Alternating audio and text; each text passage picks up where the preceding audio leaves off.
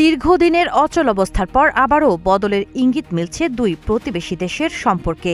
ছোট একটি প্রশাসনিক সিদ্ধান্তই এখন বড় কূটনৈতিক বার্তা হিসেবে দেখা হচ্ছে, যা নতুন করে আশার আলো দেখাচ্ছে দুই দেশের মানুষ ও ব্যবসায়ীদের।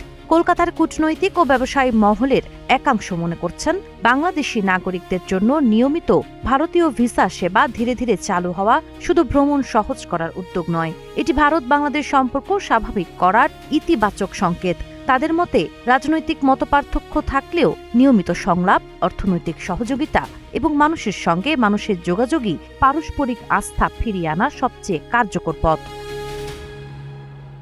ব্যবসায়ীদের আশা, বাংলাদেশি দর্শনার্থী বাড়লে কলকাতার খুচরা বাজার, হোটেল, ভ্রমণ ও স্বাস্থ্য সেবা খাত আবারও চাঙ্গা হবে।